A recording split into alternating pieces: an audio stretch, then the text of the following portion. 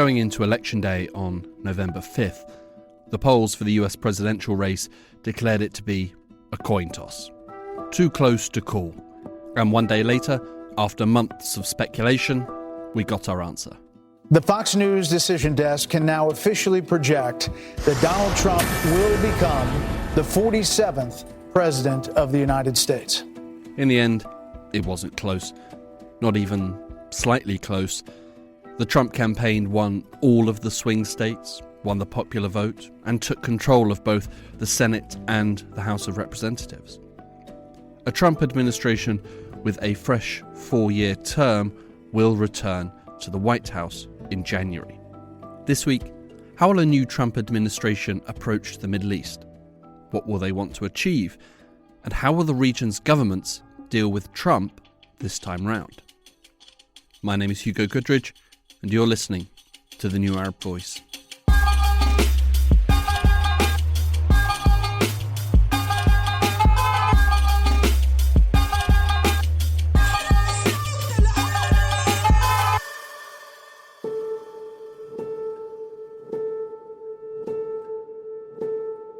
During the months-long presidential campaign, Trump and his team were fairly light on specific policy details, particularly when it came to foreign policy.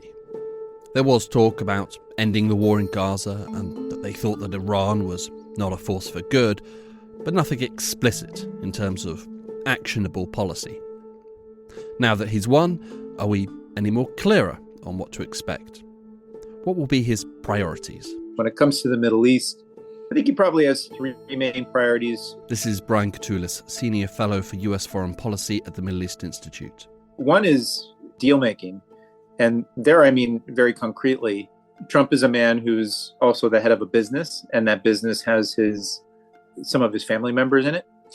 I think he'll be very interested in building upon the Abraham Accords, not only from a peacemaking standpoint, but also a deal-making business standpoint. So I think a top priority will be to try to connect the United States and then also his own personal enterprises with the fortunes of those in the Middle East, especially Gulf states that have a lot of money and sovereign wealth funds. So I actually think that'll be a really high priority. The economy was a key focus of the Trump campaign, and it seems likely that he will seek deals with the region to bolster the economy back home.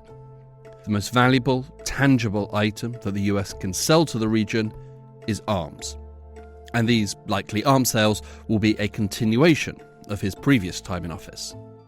Those of you with longer memories might recall his $110 billion arms deal with Saudi Arabia he signed in 2017, or his $8 billion arms deal, again with Saudi Arabia, in 2019, or his parting gift, once more to Saudi Arabia, of $290 million in arms he made as he was leaving office in 2020. Iran will be a high priority. I think there's a lot of uncertainty and lack of clarity about how he'll deal with Iran, but he comes back into office in 2025, 8 years after entering in 2017, and the Middle East in 2025 looks nothing like what he saw in 2017, and especially when it comes to Iran.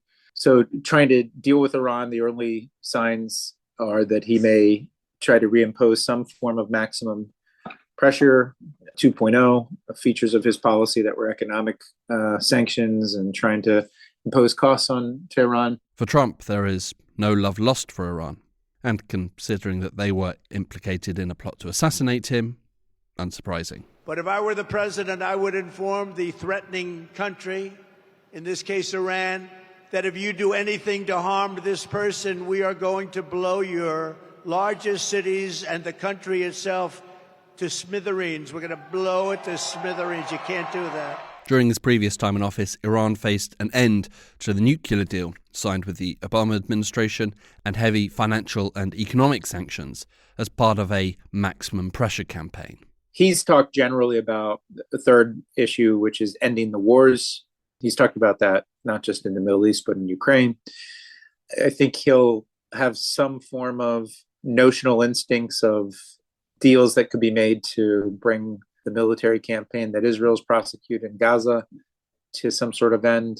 I think he'll have a strong interest in trying to gain the release of hostages still held by Hamas, if that's still possible. And depending on what Amos Hochstein, the current envoy that's been working the Israel Hezbollah diplomacy, what he succeeds, I think that just in essence, trying to wind things down in a way that the Biden team has not been terribly successful at doing and achieving a lot of its goals, as I've written. Putting an end to the conflicts that Israel is currently waging in Gaza and Lebanon will certainly be a tall order, but also certainly welcome if he can get it done. Like him or loathe him, at this point it doesn't matter who ends the war, just so long as it happens. But what about the region's leaders?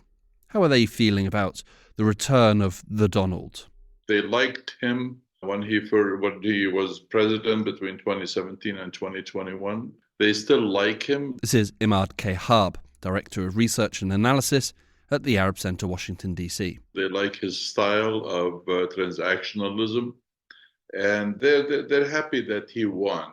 They can deal with him on a personal basis, and he has personal whims that they can address, they can adjust to, instead of having to go through a whole process of institutional approvals and this and that and the other thing. Government decisions and the implementation of policy can be long and time-consuming. Thankfully for the region's leaders, Donald Trump is not known for his love of detailed policy meetings or lengthy committees to discuss the morals of policy implications. The institutional dealings with the U.S. will continue. I mean, they still have to deal with Congress. They still have to deal or address what Congress is trying to do. They still have to deal with the Department of State, Department of Defense. They still have to do that. But what is different here is that Trump can push these institutions with which they deal to do things quicker. He can pressure Congress into making quicker legislation that Arab leaders would like. Typically speaking, foreign policy rarely gets a look in when it comes to the US elections. This was less true this time round, with the Biden administration's support for Israel's ongoing war against Gaza being brought up a number of times. It was also the spark for an Arab-American-led campaign against the Democratic nominee Kamala Harris.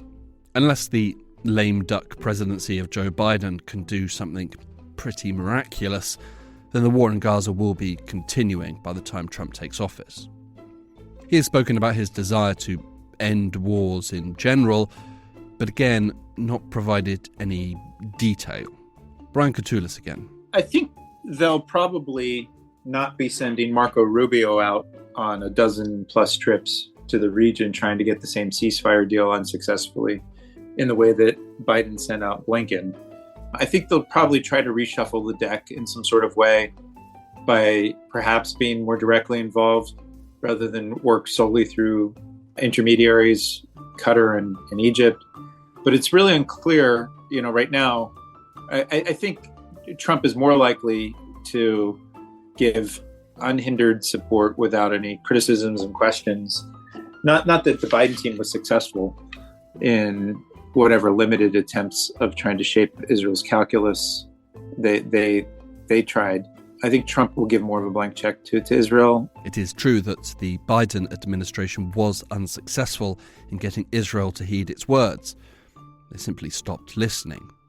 And there's no real guarantee that Netanyahu will listen to a new administration. As far as I'm concerned, I don't think anybody can pressure Israel into stopping something or starting something, except the Israelis themselves. The Israelis are looking out for themselves. They do not want anybody to help them decide what they want.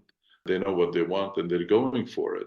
They're relying on their friends in the United States and their popular pressure, their public pressure, their financial pressure on institutions and Congress people and the White House.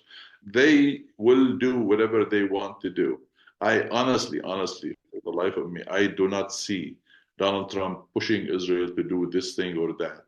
Israel only does this thing or that because it is in its interest. When it comes to Israel, US support is unconditional. It's unconditional under Biden, And looking at his previous time in office and the team that he is assembling around him, it will be unconditional under Trump. Continuity can be positive, but when the continuity is a merciless and unrelenting genocide, it's hardly something to celebrate. Sadly, there is also a good chance that the situation in Palestine could get worse. It's not just the Gaza war, it's what's been going on in the West Bank, which is deeply troubling too. The annexationist tendencies inside of the current Israeli government that would completely eradicate any figment of a hope for a two-state solution would be over. So I think Trump's first appointments, Mike Huckabee as ambassador to Israel, indicate a strong lean towards a deeply sort of religious and, in some ways, very unconventional support for Israel that's outside of the bounds of the bipartisan notion. There are multiple players in the Middle East, but it's likely that the two who will receive the most focus of the upcoming Trump administration will be Saudi Arabia and Iran. During his previous incarnation as president, Trump launched the Abraham Accords, much-hailed normalization agreements between Israel and the UAE, Bahrain, Morocco and Sudan. It was an open secret that his administration saw Saudi Arabia as their next big signing, but was never able to get them to put their name on the dotted line. Later, the Biden administration would also court the Saudis, right up until the autumn of 2023. At that point, the main stumbling blocks were the future of a Palestinian state and Saudi hopes for a security agreement with the US. The Hamas-led attacks of October 7th and the war that followed put an end to any discussions. Despite failing the first time round, getting Saudi Arabia on board second time round would be a significant win for President Trump. And he does like winning. But the path is far steeper this time round, for both parties, the US and Saudi Arabia. At the top of the list for the Saudis will be a defense pact. This pact would require the US to come to the aid of Saudi Arabia if they were attacked. I really don't know how much of a defense deal he can get. I really very much doubt that the U.S. Senate, no matter what it is, Democratic or Republican, will approve a treaty between the United States and Saudi Arabia. But they might be able to get something less than that by some guarantees, some definitely more weapons. With the defense pact, they would also want some significant progress on the Palestinian issue. On the Palestinian side, they probably would be very, very happy. Actually, they will be very happy if the Trump administration were able to pressure Israel into making some changes towards the Palestinians and allowing some sort of a Palestinian state. Mohammed bin Salman has on many occasions said we're not going to change our position on a Palestinian state on 1967 borders with East Jerusalem as its capital. Now, yes, he's making all these announcements, and the last one was during the Arab League and Organization for Islamic Conference when he accused Israel of genocide, and he said we're still insisting on our position. Despite all this, if Trump were able to sweeten a deal of some sort, will the Saudis agree to something less than what MBS has been demanding? In other words, some sort of a Palestinian self-rule territory, or so, instead of an independent state.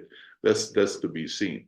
But for now, normalization, I think, is a very, very difficult thing, if not dangerous, for the Saudis to go for. With so many people dead because of Israel's wars on Gaza and Lebanon, the Saudis are going to say, well, do we really want to go that route? It's a very, very, very dangerous proposition. While a defense pact would be between the US and Saudi Arabia, the US would also need to persuade the Israelis. I think President Trump would probably love more than anything else to try to get a Nobel Peace Prize, right? He's a man who's got a big ego. and wants to leave his imprint. And he also doesn't have to worry about re-election. So if he wants to prioritize something that's positive beyond the economic relations that he's going to prioritize for himself and for the United States, it's this file. But he's not going to get very far if you've got the current Israeli government in power. If Israel does still want a normalization agreement with Saudi Arabia, then they only really have themselves to blame if it doesn't happen. They feel the heat from the axis of resistance in Iran and other extremist groups that pinpoint what Israel's doing in these places, and their price will be much higher than what the current Israeli government seems willing to pay, especially when you look at Ben Gvir and Smotrich and others. So you basically would have to have a different Israeli government that's formed, something that's more towards the center as opposed to the right wing extremes that it has right now. And it just remains to be seen whether Trump will invest the time and energy needed to achieve that. They might look at other mechanisms for trying to grease the wheels between Israel and Saudi Arabia, but ultimately, I don't think it's going to go very far so long as there's no pathway to a figment of an idea of a Palestinian state. And I think that's going to be the trickiest thing. I don't think trends inside of the region nor trends in U.S. politics point to any major leaps forward there without substantial changes in the Israeli government. It seems pretty clear that relations between a second Trump presidency and Israel will be as cozy as ever. And relations between a second Trump presidency and Saudi Arabia will likely be lucrative. But relations between Saudi Arabia and Israel under Trump seem less likely to move into a positive space, and certainly not with the current makeup of the Israeli government. The second major nation that is likely to play a role in a second Trump presidency is Iran. First time round, relations were very hostile, and time apart has not tempered feelings. So how might Iran be approaching a second Trump presidency this time round? I say with trepidation. Yes, they might harbor some hopes that maybe, just maybe, since he is a transactional person, maybe we can have a deal with him. We can, work out the deal with him. But, he's so mercurial. He is so unstable and unsteady, and he's not committed to any specific position. That's why they're going to be extremely, extremely cautious in how they approach, if they do approach the Trump administration. Trump is staffing his administration with people who do not want anything to do with Iran. As a matter of fact, some of them want to just, bomb the hell out of Iran. So how much will he be able to work out some sort of a deal with Iran is contingent upon how much he can really, twist the arms of his administration, of the people who are going to help him in all this. And Brian Katulis. Iran is on the ropes. I think it's probably at its weakest point since the Islamic Republic came into power. I mean, maybe in the late 1980s, after its war with Iraq, that was quite costly. It was in a similar low point. So Iran's in a weaker point. I think that Trump is a man who prides himself on his unpredictability.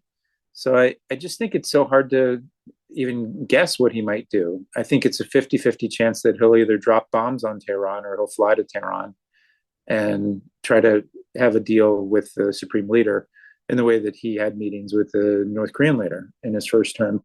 In truth, no one currently knows how the US will approach Iran, which is of great concern to our previous point of interest, Saudi Arabia.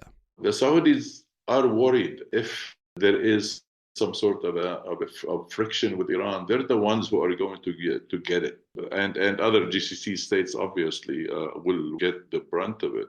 During Trump's time out of office, Saudi Arabia and Iran normalized relations, a deal that was brokered by China. This is why I'm saying that Saudi Arabia would probably continue this reconciliation because Trump is transactional. And because he might see that it is in his personal interest to allow this rapprochement to continue, and rein in his lieutenants and people who want to do harm to Iran. Again, we don't know how this will happen.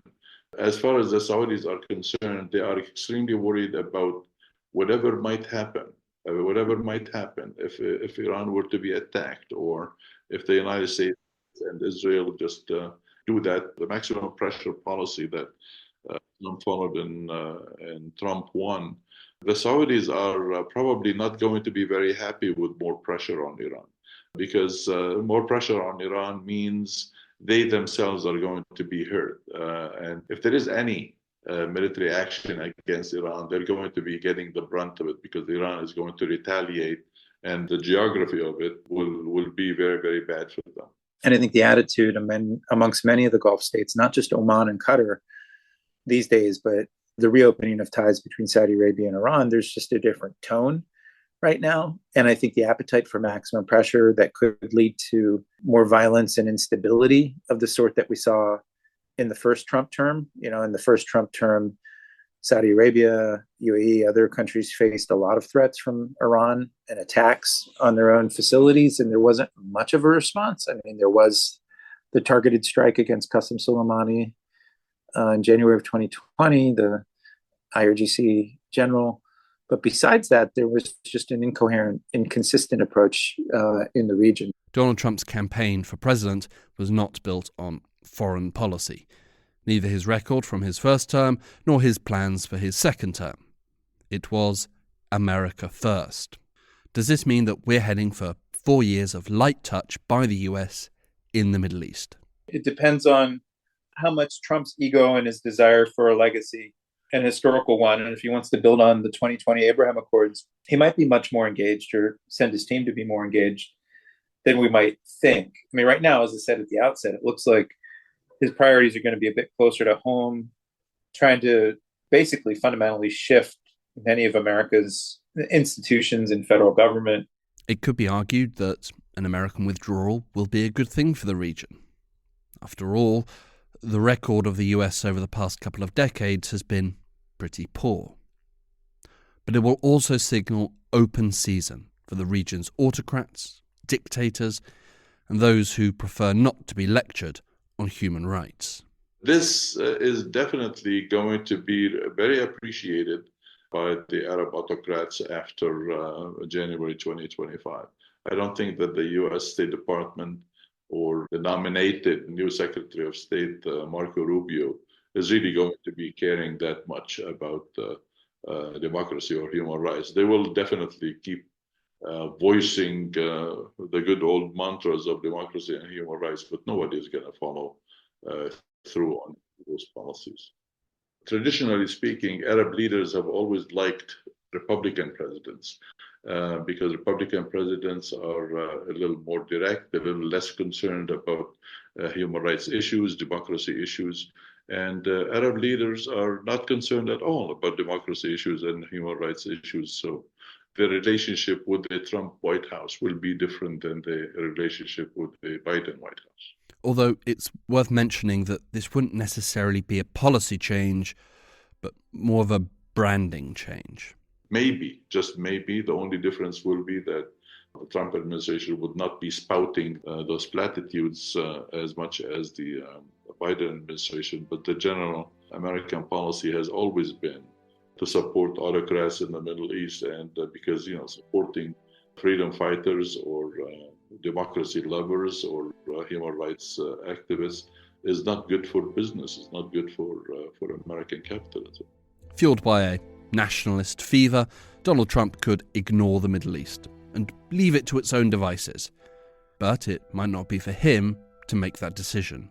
Every U.S. president, essentially over the last 30 years, has had his Michael Corleone moment from Godfather 3. Just when I thought I was out, I get pulled back in. So even if he starts out of the gate not prioritizing the Middle East, it's almost inevitable because the U.S. has so many relationships there that it's hard to extricate itself from the region. I mean, in some form or fashion, Obama and Trump tried to pull the U.S. back from the Middle East. Biden entered in his first year not really prioritizing the region and found himself consumed by it. So even if he starts out that way, it seems almost inevitable because also the the region has become this competitive space for geopolitical competition between the US, China, and Russia in multiple arenas, not in the traditional military sense, because the US is the dominant military power still, external, but it's, in the fields of technology, economic competition, energy. The truth is, we don't know what will happen over the next 4 years. There are some obvious things. The US will support Israel. The US will likely sell vast quantities of arms to the Middle East. But to what extent? We really don't know. Donald Trump is a highly unpredictable person. Maybe this will be a good thing. Maybe unpredictability in a leader will open up new pathways to solutions. Or maybe even greater instability and tragedy. What it will more than likely do is increase risk for the people living in the region.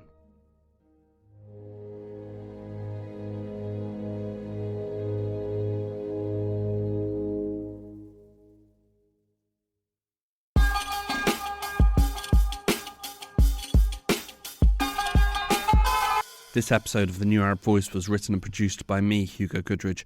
Our theme music was by Omar Al-Phil. The New Arab Voice will be back shortly with a new episode.